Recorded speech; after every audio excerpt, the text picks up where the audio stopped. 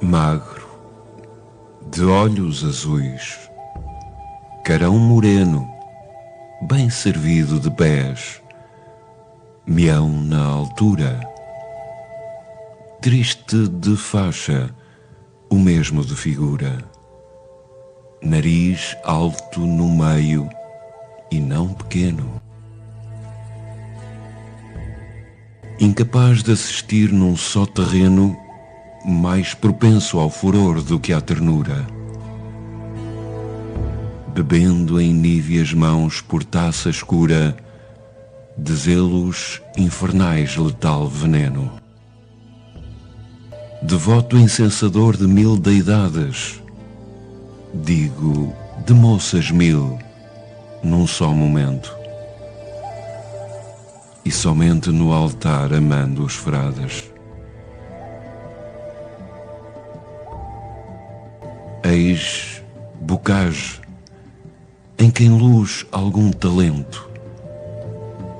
Saíram dele mesmo estas verdades, num dia em que se achou mais pachorrento.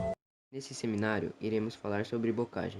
Os integrantes do grupo são Agnes, Gabriele, Giovanna Brás, Isis, Mateus, Raíssa de Oliveira e Hilary.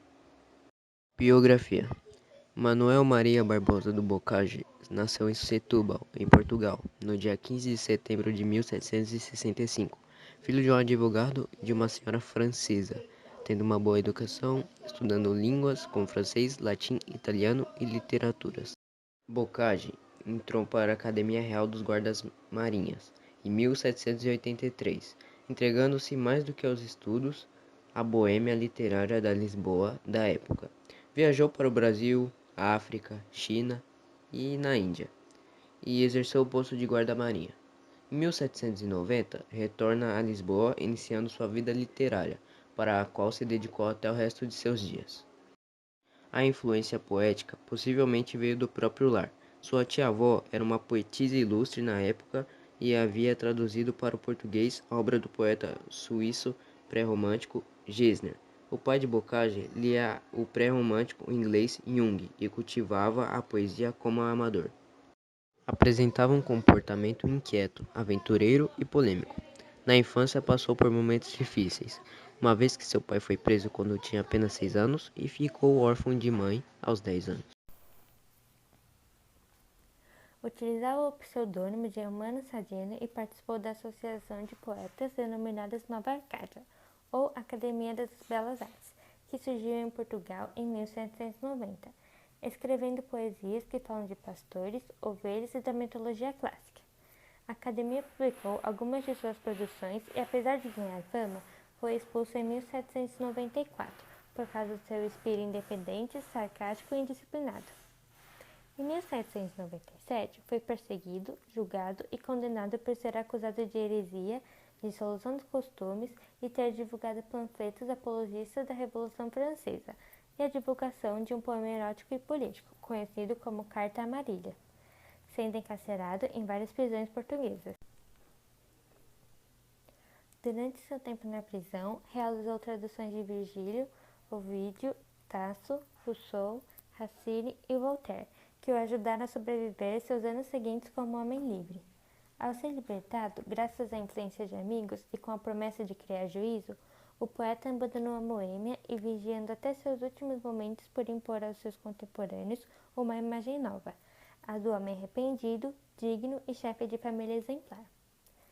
Sua passagem pelo convento dos Oratorianos, onde é doutrinado logo após sua saída da cadeia, contribuiu para a sua mudança. Bocage tem obras de poesia lírica e satírica. Sua obra lírica aborda desde os temas convencionais do arcadismo até os temas do movimento pré-romântico. Sobretudo, a última fase de sua poesia é marcada pelo arrependimento e pela autopiedade.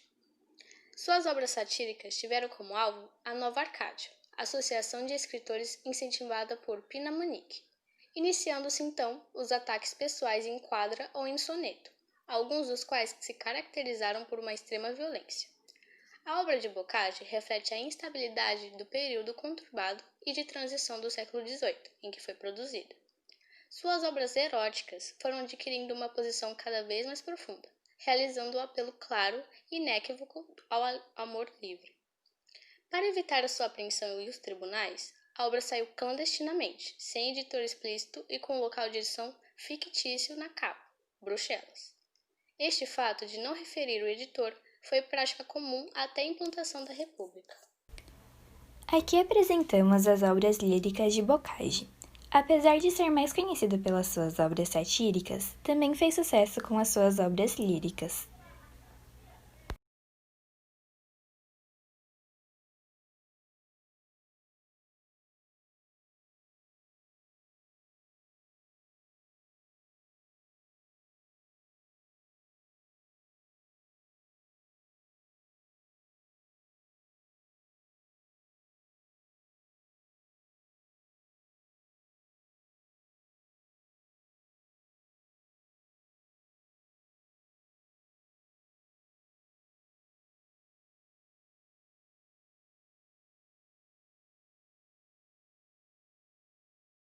O peso cultural do palavrão. Desde a época em que Boccaccio escrevia seus poemas satíricos até hoje em dia, muitas das vezes seus poemas são censurados pela sociedade. E sim, o Boccaccio utiliza muito palavrão em algumas de suas obras, mas não é por isso que elas não podem ser consideradas artes como suas obras líricas. Precisamos ter maturidade e pensar com a nossa cabeça sobre obras que utilizam palavrão, analisá-las adequadamente sem diminuir a sua importância. Curiosidades. Em uma homenagem ao sonetista português, dia 15 de setembro, data do seu nascimento, é feriado na cidade de natal de Boccaccio, Setúbal. Outra curiosidade é que suas obras eróticas foram publicadas oficialmente após cerca de 50 anos de sua morte.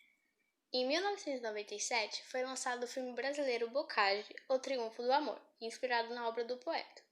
O filme é inspirado na vida, obra e lenda dele. Em um painel que abrange poemas de todos os gêneros, o filme abre com um episódio baseado no poema que conta a história da bela e requintada cortesã Mantegui, que ao apaixonar-se pelo poeta indomável, acaba redimindo-se no amor. Também é narrado o episódio baseado na poesia que conta a história de duas amigas, Olinda e Alzira, seduzidas e enganadas por Boccaccio disfarçado. Há o episódio da morte de Josimo, fiel amigo de Boccaccio, no qual o poeta canta a saudade, sentimento maior da lírica da língua portuguesa. O filme recebeu o prêmio especial do júri no Festival de Gramado de 1997. Juntamente com o Central do Brasil, participou do Festival Sundance de Cinema de 1998, recebendo elogiadas críticas da imprensa. Em 2006, a história de Boccaccio foi adaptada para a TV numa minissérie produzida pela RTP e protagonizada por Miguel Guilherme. A Casa de Boccaccio é uma casa-museu dedicada ao poeta português Manuel Maria Barbosa do Boccaccio, inaugurada em 2005. Situa-se em Setúbal, Portugal, na casa onde Boccaccio nasceu, em 1765. Também tem uma praça chamada Praça do Boccaccio, com uma estátua em sua homenagem, que fica localizada em Setúbal. Além disso, nessa mesma cidade tem azulejos, selos, várias coisas em sua homenagem.